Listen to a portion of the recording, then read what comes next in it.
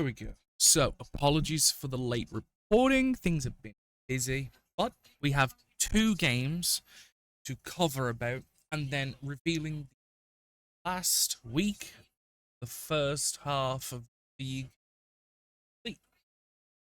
Start with the Sketchy Scramblers versus the Better Late Than Nevers, which ended in a 1-1 draw.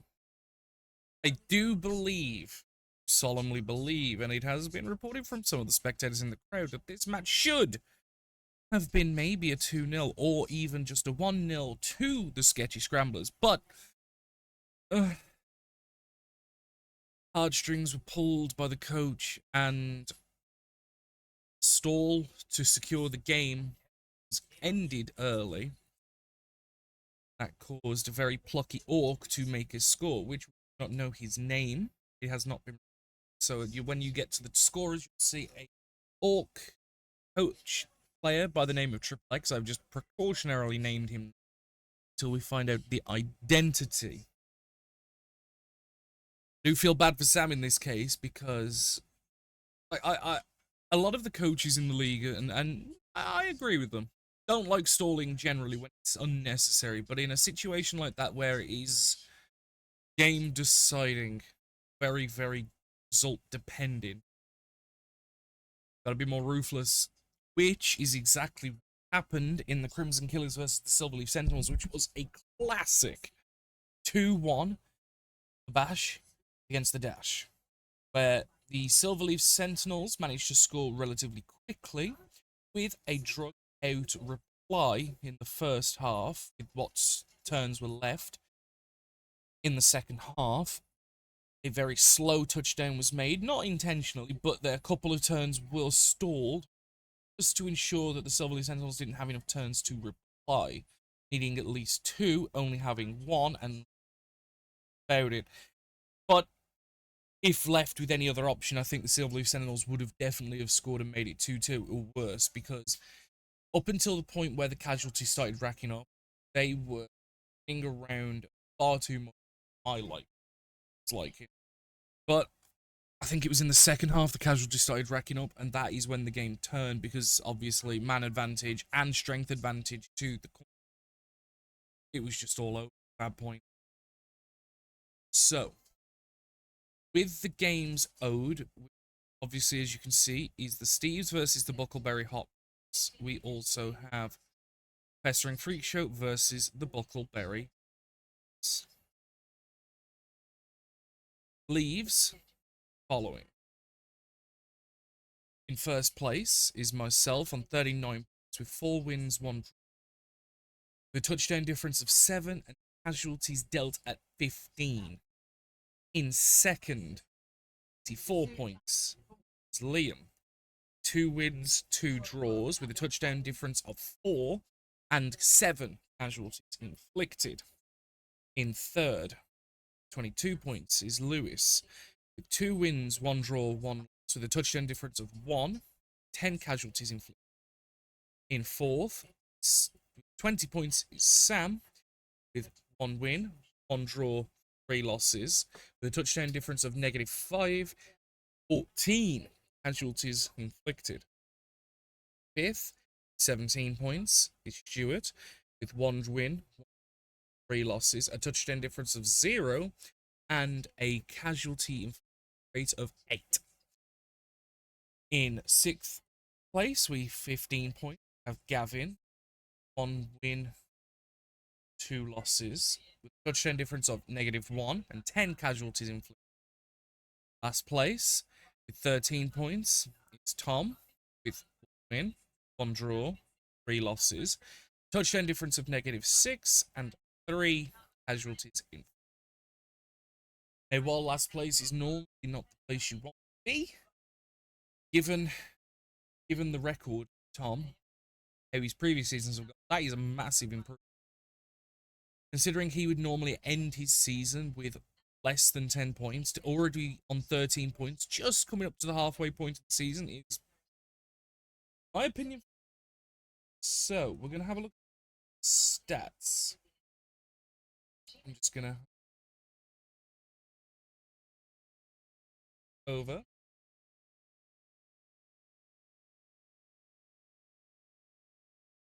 Spawn.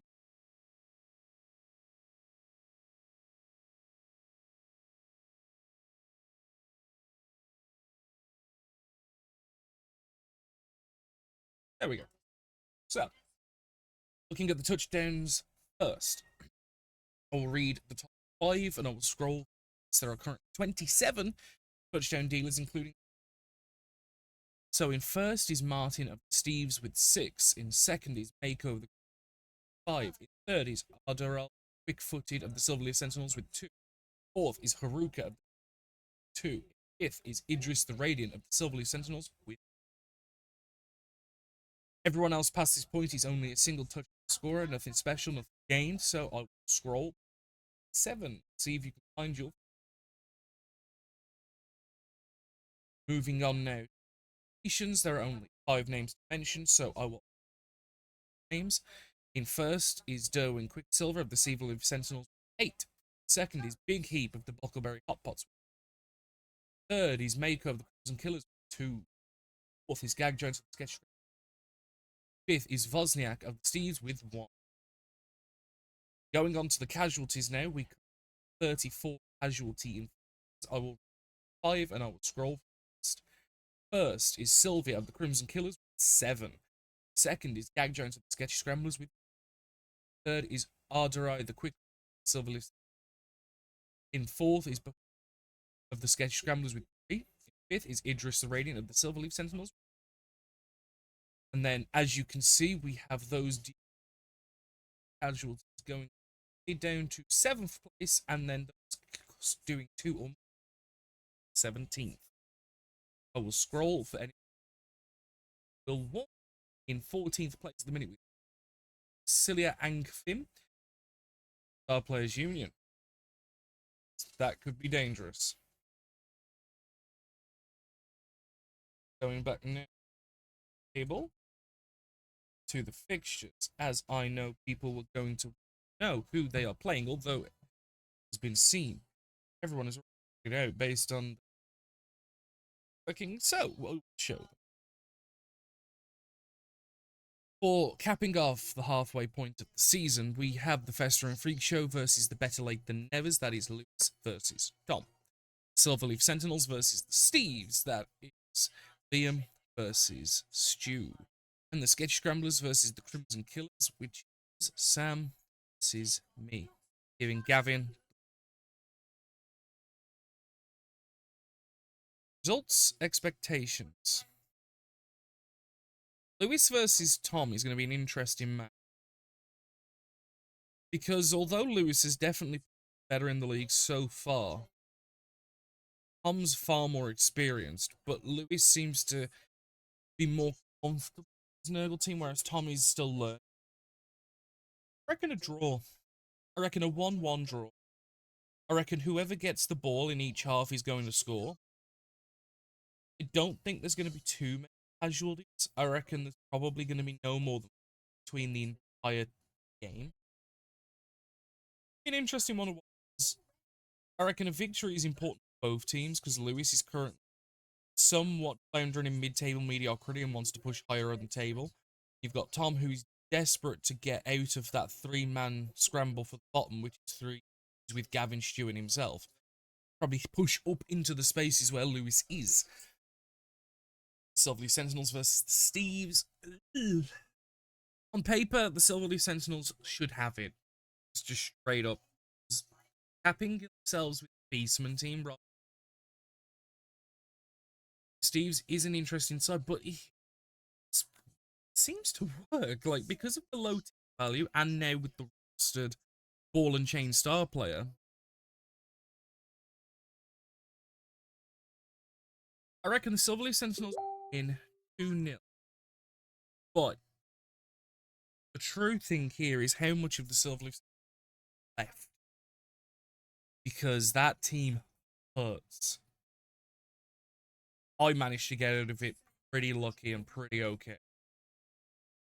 Looking at the final fixture now, which is the Sketchy Scramblers versus the Crimson Killers. I don't want to sound like a confident Nancy, but I do not predict a victory for Sketchy Scramblers.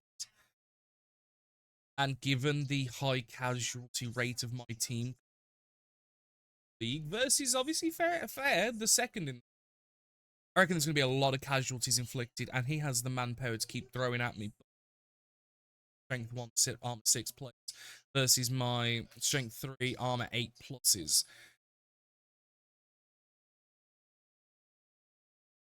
I reckon I'm leaning on the fence between 2-1 and 3-1 to the Crimson Killers. Because to be fair, I have been able to get this team humming in touchdowns as well when I've got good positions to run into, and I'm not too much. I don't think I'm gonna have too much if it's like the big guys. But I think this is going to be the bloodiest game of the league so far. I am gonna put a hard claim. This match is going to have 7+ casualties. I reckon there's between both teams, there is going to be 7 or more casualties. I really wouldn't be surprised if it's 10 or more. I really wouldn't be surprised. This game is going to be bloody. And if the Scramblers can get a few of the killers before we can start whittling down those things, it could really turn nasty for my, to be fair. And it wouldn't surprise me if you could win off the back of that, but there is a distinct advantage in me bashing those little snotlings first, especially with the high mental block I've now got on the team. We'll have to see. Those are the predictions. That's what I reckon's going to happen. There. These matches are going to be played tomorrow on the 3rd of September. This is why I said it's very late. But I will see you guys then. To everybody involved, except Sam, of course, because he's playing me. And Gavin,